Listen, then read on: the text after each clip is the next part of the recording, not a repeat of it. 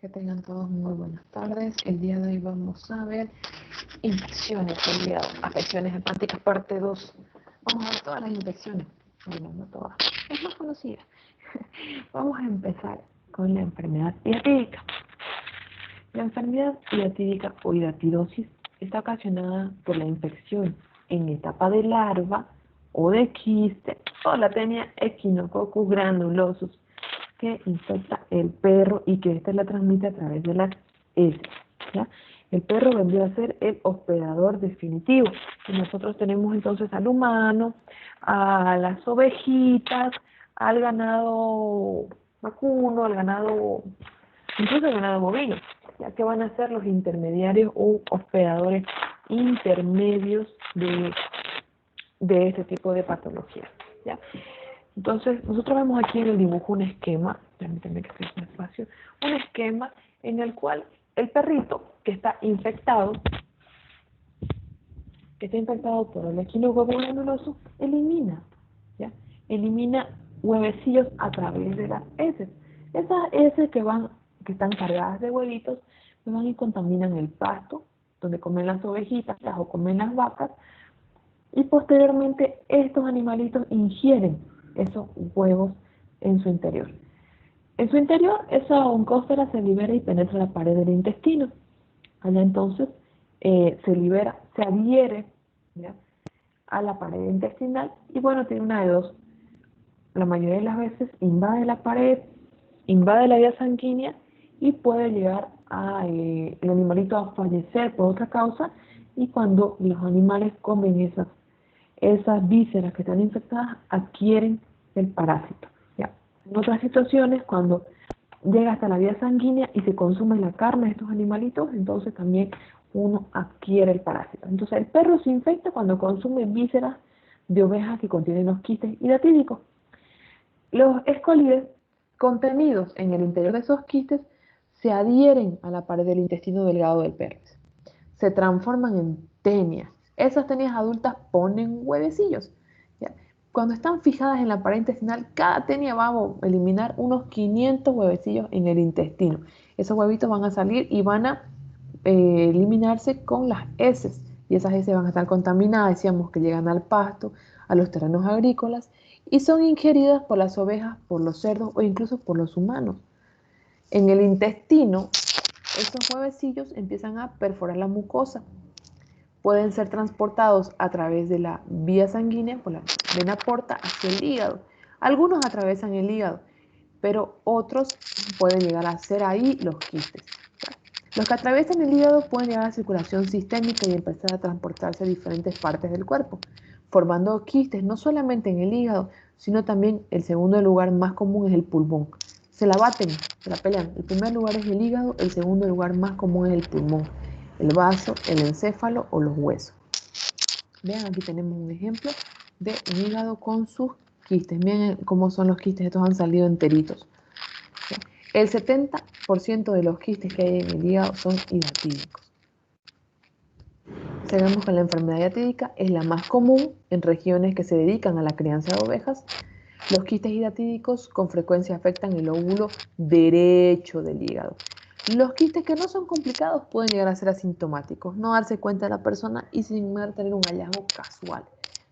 A veces el individuo experimenta dolor en hipocondrio derecho o distensión abdominal, pero eso está asociado al crecimiento o el tamaño del quiste.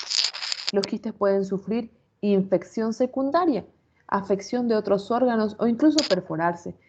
Cuando los quistes se llegaran a perforar, se llegan a liberar las escolides que hay en su interior, pueden llegar a producir una reacción alérgica o anafiláctica importante contra esa liberación de escolides.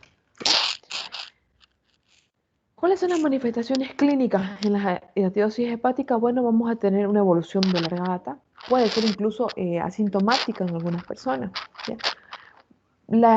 Los síntomas pueden estar relacionados al óvulo que van a tomar. Por ejemplo, si estos son grandes, entonces puede incluso llegar a palparse o afectarse la funcionalidad del hígado. Normalmente se desarrollan en el óvulo derecho, el 80% es unilocular, un solo lado, puede ser multilocular, puede haber riesgo de reinfección o pueden llegar a obstruirse las vías biliares.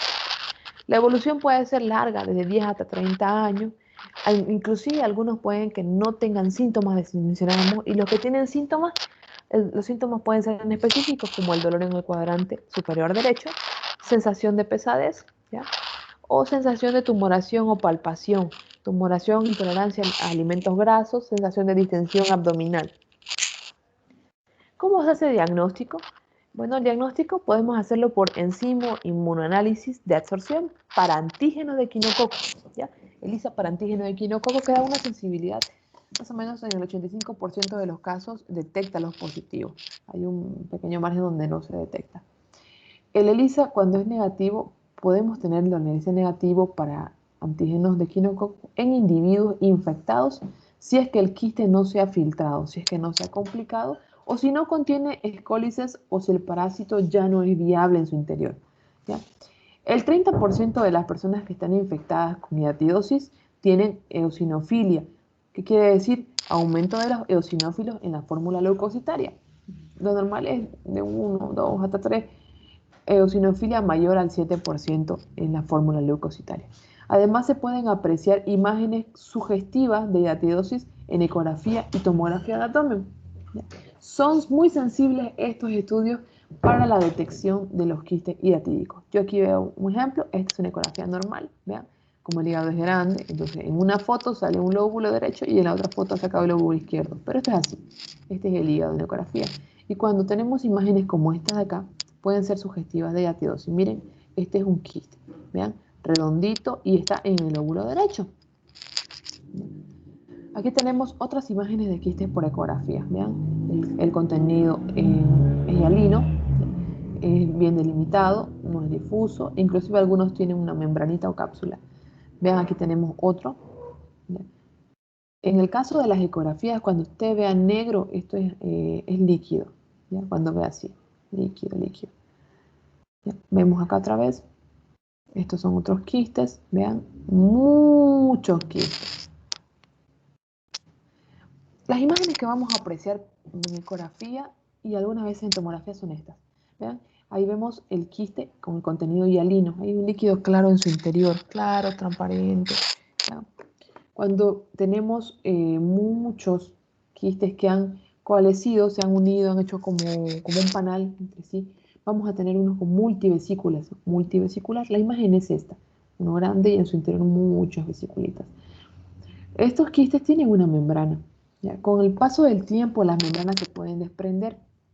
Esta es la membrana desprendida, se ve de esta manera. Cuando usted vea una imagen como esta, es característico de quiste atípico, en un periodo de maduración ya. Probablemente esto pueda hacer que usted sospeche y dude del diagnóstico, pero cuando vea así la membrana como una hoja flotando dentro del charco de agua, entonces esto es característico de hidratidosis, quiste atípico. Conforme pasa el tiempo y evoluciona, el quiste se puede ir haciendo más heterogéneo o predominantemente sólido hasta que se llega a calcificar. ¿Ya? Pero no todos los quistes van con esta evolución de que se van haciendo sólidos y se calcifican. Muchos de ellos se llegan a crecer y pueden llegar a romperse y liberar estos escólex y producir las alergias, reacción anafiláctica en el paciente o llegar a destruir mayor parénquima hepático. ¿Ya?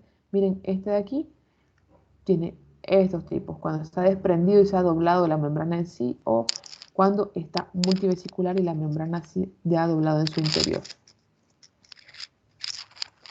En la tomografía podemos ver imágenes similares. Vean que en caso de ecografía, la imagen negrita esta quiere decir que hay contenido claro en su interior, líquido. Sin embargo, en la tomografía, ese color negro negro es de aire. ¿Vean? Ese color negro es el tubo digestivo de aire. Nosotros vamos a ver el color de los quistes un poco más hipodenso. ¿Ya? Vean así, más un plomo oscurito. En la tomografía las lesiones van a ser hipodensas, con una pared muy clara, ya no está la pared engrosada. Calcificaciones, podemos tener calcificaciones anulares entre el 20 y el 30% de los casos. Y conforme vaya ocurriendo la cicatrización, el quiste se va a ir calcificando de a poco y la lesión puede que sea inactivada.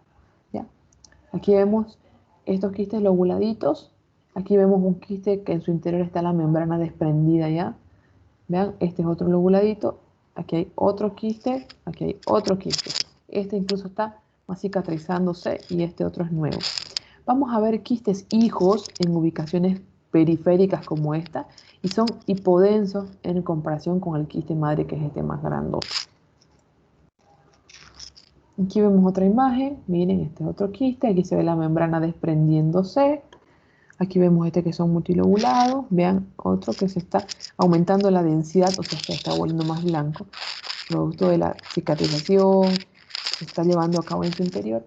¿Y cuál es el tratamiento para la gaseosis o para los quistes hiatídicos?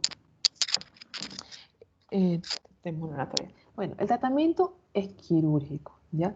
El tratamiento quirúrgico puede ser abierto o puede ser laparoscópico. Miren esta imagen, miren cuántos quistes han salido. Ay, señor. El retiro total de los quistes es el objetivo del tratamiento quirúrgico. Después de retirar los quistes, lo que se realiza es introducir un fármaco escolicida. ¿Para qué? Para matar esos escólicos, eliminarlos. Nosotros podemos hacerlo eso con una solución de povidone tópico y podemos hacer con alcohol yodado, podemos hacerlo con agua oxigenada para poder llegar a matar esos escólicos. Lo ideal es el povidone tópico. También podemos hacerlo con soluciones hipernatrémicas. Soluciones hipernatrémicas. También se pueden realizar la escolición de estos microorganismos. Evitar rotura del quiste. Lo ideal es sacar el quiste enterito como han sacado aquí los doctores. Vean las bolitas. Porque si usted llega a romperlo el quiste, llega a ser una liberación de los proteoescólidos. ¿Ya?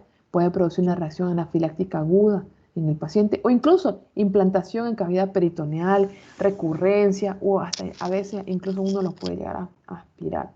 Por eso es que es ideal evitar que se rompan.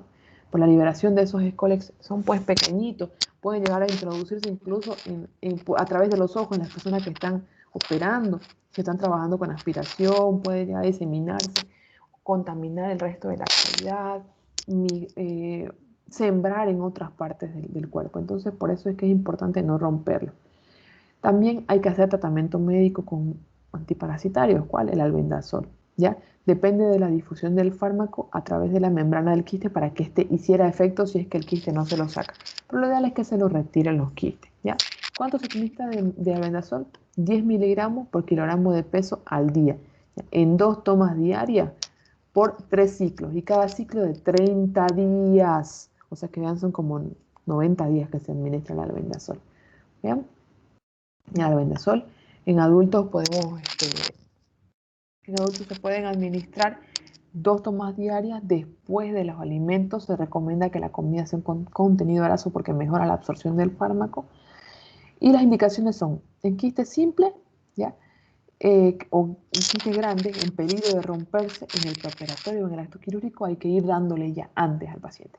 Cuando tenemos quistes complicados, en el preoperatorio y mantener el tratamiento los siguientes 6 meses después de la resección quirúrgica. Y cuando tengamos hidatidrosis múltiple, quiere decir que tengamos quiste atídico en hígado, en pulmón y en otros lugares, con la finalidad de evitar que continúe la diseminación por la ruptura del quiste ya presente, también hay que darle albendazol. Debe ser supervisado y asistido al tratamiento por personal de salud. La duración del tratamiento va de 3 a 6 meses. ¿Ya? Vean, el albendazol en la dosis pediátrica es 15 miligramos kilo peso y en el adulto 400 miligramos día por 1 a 6 meses. También tenemos otras opciones como el mebendazol o el praziquantel, pero lo ideal es el albendazol. El tratamiento quirúrgico tenemos 2 tipos, el abierto y el laparoscópico. El tratamiento quirúrgico abierto consiste en el retiro del quiste, ¿vean? Se hace el corte a nivel del hígado, se hacen, antes de eso yo he hecho unos puntitos aquí para poderlo fijar. Cuando vamos haciendo el corte de a poco se lo retira entero para no llegar a romperlo, ¿ya? Cuando indicamos tratamiento abierto, cuando los quistes son multivesiculares mayor a 5 centímetros, quistes que están infectados, quistes comunicados con árbol biliar o cuando están haciendo efecto de masa sobre órganos adyacentes. Contraindicaciones: quistes múltiples, quistes muertos o totalmente calcificados o que sean pequeños, menores a 3 centímetros para poder hacer una cirugía abierta. Y la laparoscopía siempre es indicada bajo las manos de una persona que domine la técnica, ¿ya? La laparoscopía tiene indicaciones: quistes que son menores a 5 centímetros, que son pequeños, que tienen una localización accesible, y está contraindicada la laparoscopía cuando tenemos múltiples cirugías previas en el abdomen superior por el gran riesgo de adherencias que pueden haber a ese nivel y cuando yo introduzco los trocales para la laparoscopía, puedo producir perforación de algún segmento del tubo digestivo si estos están adheridos a la pared abdominal. ¿Ya? Cuando sospecho de comunicación a vía biliar, no es necesario hacer laparoscopía, mejor hago abierta. Cuando tengo localización cerca a la vena cava o localización no accesible, lo ideal es hacer una técnica abierta. Los quistes hepáticos. La clasificación de las lesiones hepáticas son en benignas y malignas. Las lesiones benignas son los quistes, los hemangiomas, la hiperplasia nodular focal, los adenomas, amartomas, abscesos. Eso es lo benigno. Y lo maligno, todo lo que empieza con CA. Carcinoma hepatocelular, carcinoma de los conductos biliares o también llamado colangiocarcinoma, cáncer de la vesícula biliar, cáncer colorectal metastásico, cáncer neuroendocrino metastásico, de cualquier tipo de carcinoide, y otros cánceres que hayan migrado metastásicos. No se olviden que el hígado es el punto de afluencia de toda la irrigación de la cavidad abdominal. Entonces todo pasa por ahí a través de la puerta, por lo tanto si hay un cáncer a cualquiera de esos niveles, va a llegar al hígado. Los quistes congénitos, la mayoría son asintomáticos, identificados de forma accidental o incidental a cualquier edad, pueden identificarse. Tenemos el quiste simple o congénito, que es el más común, con una relación de mujeres 4 por un varón. Mayor es en mujeres, ¿ya? Una prevalencia del 2.8 al 3.6%. Los quistes simples son consecuencia de restos de conductos biliares hiperplásicos excluidos, así se ven, ¿ya? ¿Cómo se ven en la tomografía? Por lo común se van a identificar en estudios de imagen hepática, ya sea ecografía o tomografía. ¿Y cómo los vamos a ver? Como estructuras homogéneas, llenas de líquido, que tienen paredes delgadas, con poco o ningún tabique. Vean, no son hipodensas, son más claritas, más hialinas, más negritas, así, ¿no? El epitelio del quiste es cuboidal y secreta un líquido seroso no biliar. Son lesiones bien definidas, paredes delgadas y no tienen estructuras internas. No van a ver ustedes membranas en su interior, no tienen reforzamiento. ¿Cuáles son las manifestaciones de estos quistes? Si son pequeños son asintomáticos. Sin embargo, si son grandes van a hacer efecto de masa, sensación de masa. Usted puede tener un abdomen asimétrico como el que vemos aquí, con protrusión en mi abdomen afectado, ligero dolor abdominal o sensación de plenitud gástrica, saciedad precoz y tal vez la sensación de una presencia de un tumor.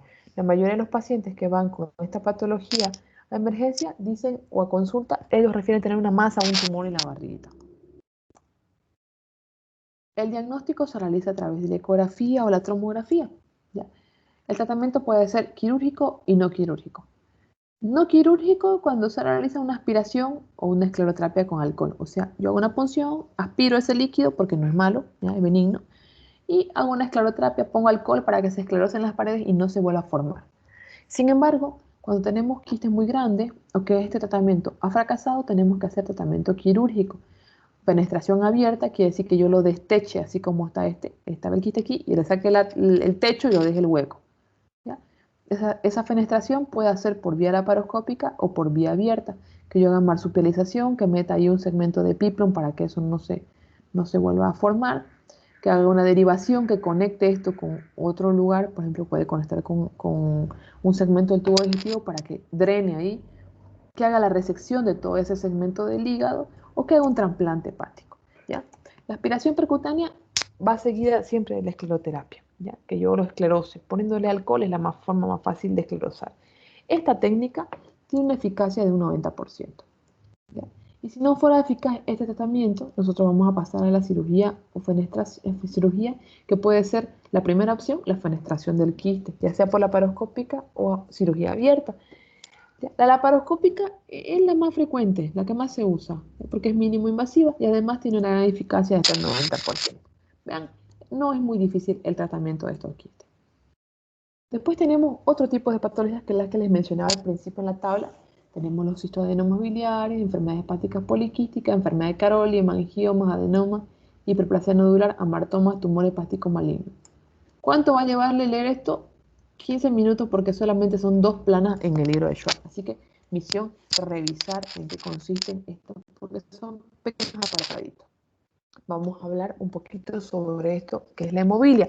Este apartado de hemofilia lo encontré en el libro de Savington, por si acaso. ¿Ya? No lo encontré en el libro de Schwartz. En el libro de Savington está un poquito más amplio. La hemofilia es el sangrado en el interior del árbol biliar por una comunicación anómala que haya entre un vaso sanguíneo y la vía biliar. ¿Ya? Es un trastorno muy raro en que se comunique un vaso sanguíneo con una vía biliar. Puede deberse por traumatismo, ya sea iatrogenia, por ejemplo, cuando hacemos la videoendoscopía retrograda endoscópica, que es meter el endoscopio eh, a través de la segunda porción del duodeno, verificar la vía biliar por cualquier otra causa y que se produzca una lesión a este nivel y comunicación con un vaso sanguíneo, eso sería un traumatismo de tipo iatrógeno, o sea, realizado por la mano del hombre.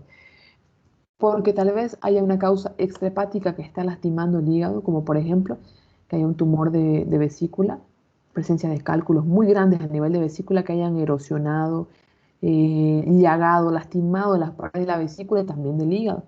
Trastornos inflamatorios, trastornos vasculares como cuando hay hemangiomas, ¿ya? Tumores de vasos sanguíneos, malformaciones vasculares que han llegado a romperse y a conectarse con un segmento de la vía biliar. Entonces pueden, alguna de esas causas, llegar a que se confluya o se una el flujo sanguíneo con el flujo de la vía biliar. Entonces vamos a ver los porcentajes de las causas, traumatismos iatrógenos del hígado y del árbol biliar en un 60%. Biopsia hepática percutánea, que por otro motivo se esté realizando una biopsia y bueno, producto de eso se haya lesionado y se haya unido o se haya permitido la comunicación entre el vaso sanguíneo y entre una vía biliar, el 1% nomás de estos.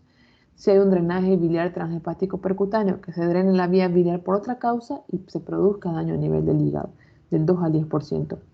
Que se haya realizado una exploración quirúrgica de la vía biliar o una cirugía de vesícula y se haya producido daño a nivel del parénquima hepático, comunicándolo los vasos sanguíneos con la vía biliar. También tenemos causas extrahepáticas que son raras, pero pueden ocurrir, como por ejemplo les decía, que no tienen nada que ver con el hígado, la vesícula biliar, los litos la formación de litos dentro de la vesícula que pueden llegar a lesionar. Factores de riesgo para poder hacer este tipo de comunicaciones anómalas, los traumatismos.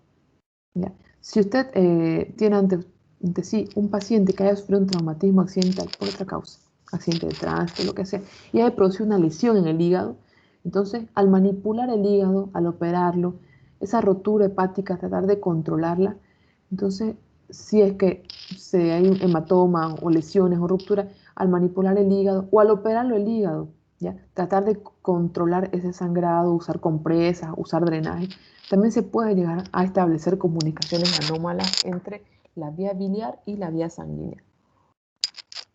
¿Y cómo se va a ver esas manifestaciones clínicas? Esto es lo interesante. Las secuelas clínicas van a depender de la pérdida de sangre, porque no se olviden que es una comunicación entre la vía biliar y entre los vasos sanguíneos. Y a través de la vía biliar que tenemos salida de bilis, y esta es directo al tubo digestivo. Si por ahí también está saliendo sangre, va a salir ¿hacia dónde? Hacia el tubo digestivo. Entonces, las secuelas van a depender de dos cosas. Primero, de la pérdida de sangre y segundo, de que esa sangre se llegue a coagular dentro de la vía biliar y la llegue a obstruir. Si tengo yo la comunicación entre una arteria o una arteriola, una vena, y también entre un segmento de la vía biliar a nivel periférico, esa vía biliar se va uniendo a otra y se une y se va haciendo más gruesa cada vez. Entonces, si está comunicado con un vaso y está transportando no solamente bilis, sino también sangre, pues va a llegar a haber un segmento de la vía biliar donde esa sangre se va a empezar a coagular y me puede obstruir parte del árbol biliar. A esos dos parámetros está comprometida la clínica. Si hay una pérdida o si hay una obstrucción del árbol biliar. ¿Y qué es lo que yo voy a tener? Dolor epigástrico, probablemente una hemorragia digestiva de características altas, ¿ya? Ya sea que se presente como melena o como hematemesis alta. E ictericia, ¿por qué? Porque también hay una obstrucción de la vía biliar. Entonces, esta triada vamos a tenerla apenas en un 22% de los pacientes. Vamos a tener otros síntomas también cuando la hemofilia es mayor, cuando tengo una gran cantidad de sangre o de gran cantidad de sangre que se está perdiendo, o una conexión importante entre vía biliar y entre vasos sanguíneos, tal vez una vía biliar de mayor calibre, yo puedo tener melenas en el 90% de los casos hematemesis en el 60%, cólico biliar en el 70% de las veces, e ictericia en un 60% cuando la hemofilia es mayor. Sin embargo, si es un trauma pequeñito, un accidente pequeñito, una lesión muy pequeña, la hemofilia es menor y a veces puede ser asintomática. ¿Y cómo vamos a hacer diagnóstico? Ahí vamos las pautas de diagnóstico. La primera, bueno, puede ser la endoscopia digestiva alta, ¿ya? Que también la puedo hacer yo para descartar otra fuente de sangrado. Si se dan cuenta aquí, miren, cuando la hemofilia es mayor, yo tengo melena, hematemesis, cólico, ictericia. Si yo tengo melena, ¿yo qué voy a sospechar? Que hay un sangrado, ¿ya? Hay un sangrado a nivel tubo digestivo. Y si es una melena, quiere decir que es un sangrado alto. Las melenas son las heces de color negro. Entonces es un sangrado alto, probablemente por encima del ángulo de Treitz. Y como está por encima del ángulo de Treitz, yo puedo hacer una endoscopía, debido a que la endoscopía digestiva alta puede visualizar el tubo digestivo hasta el ángulo de Treitz. Por lo tanto, cuando se tenga una melena, la indicación es endoscopía. Entonces se hace la endoscopía para descartar por qué es la melena.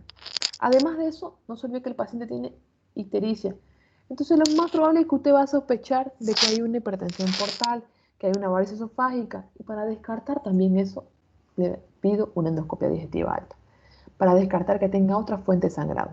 Si la endoscopia se llega a cabo, ¿ya? Y no se encuentra sangrado a nivel de esófago ni de estómago, el siguiente paso es seguir avanzando y ir a buscar el duodeno. Cuando el endoscopio llega hasta duodeno, la segunda porción del duodeno, se observa esta aquí, que es la papila, la ampolla de váter, mejor dicho, ¿ya? Donde en su interior está el esfínter de Oddi. En esa ampolla de váter se puede ver el goteo o el sangrado. Cuando eso se llega a ver a través de la endoscopía, esto es una hemofilia, ¿ya? Está sangrando a través de la ampolla de váter. Quiere decir que la sangre viene desde vía biliar, viene desde arriba y se puede ver ahí. Esa sangre pues se va metabolizando y por eso es que en ese se evidencia de color negro.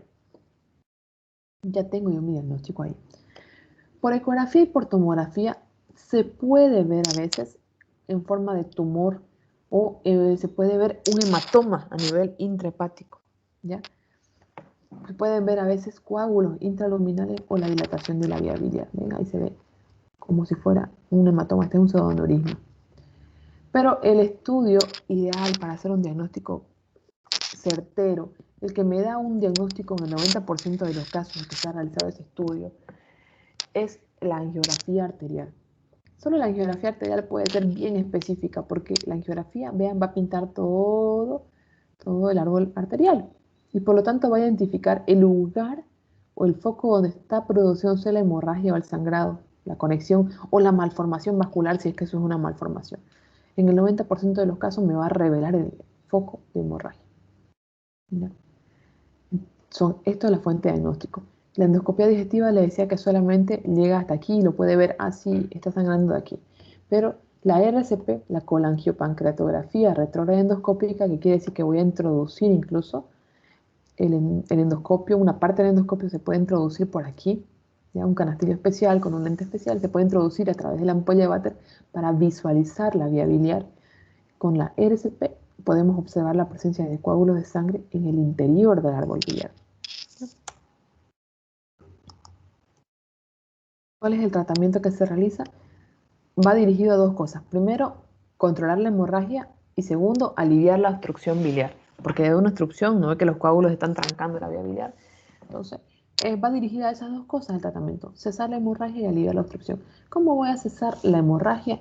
Bueno, pues primero haciendo una embolización transarterial. ¿Qué quiere decir? Hacer una embolización a través de la arteria. Esa arteria está sangrando, embolizarla, cerrarla, ocluirla. No se preocupe porque va a haber flujo de otro lado. Así que ese segmento donde está la malformación o el sangrado, ahí en esa partecita, ¡pum! Es como sellarla, como taparla. Y con eso se acabó el problema, se acabó el sangrado y se acabó la conexión entre ambas vías. Da un promedio de resultados de un 80-100%. ¿Ya? El resultado positivo aquí gracias a este procedimiento. Si no se pudiera hacer esto, lo que hay que hacer es corregir la coagulopatía si es que hay un problema de coagulación, hacer un drenaje biliar adecuado. Si están los coágulos ahí tapándome la vía biliar, entonces yo puedo colocar un drenaje externo en ese lugar de la vía biliar para que la bilis salga por otro lado, porque no se olviden que la bilis es tóxica, ¿ya? Y en el caso que no se pueda, que se fracase en esto de aquí, se realiza cirugía abierta recién para intentar separar, controlar esto, ligar este vaso sangrante o reparar la vía biliar. ¿Ok? Bueno, ese es todo lo que faltaba de hígado. Nos falta un pedacito que es trauma hepático, que lo vamos a ver en trauma abdominal, cuando veamos trauma abdominal. Entonces me dicen por ahí, ¿será que hay tarea? Pues sí, señores, sí, hay tarea. Esta es la tarea de esta semana y es la última tarea antes del primer parcial. Por lo tanto, hay que aprovecharla para poder acumular la mayor cantidad de puntos porque lastimosamente los exámenes son un poquito difíciles. ¿Ya? Vamos a cesar un poquito la grabación. ¿Dónde está? Vamos a cortar.